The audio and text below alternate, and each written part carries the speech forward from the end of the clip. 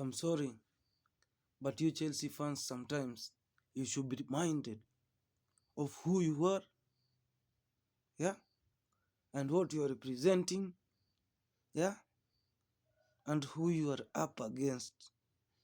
If I tell you right now, all these Chelsea managers, nobody has ever been able to beat Arsenal. Will I be lying to you? Okay, I know it's Chelsea that we have a longest streak with, because I believe we had beaten from 1999 to around to 3 to 4. We had beaten Chelsea like 27 times, but now this is the 8th time we are defeating Chelsea. Oko Iwogo. So all of them, nobody has beaten Arsenal out.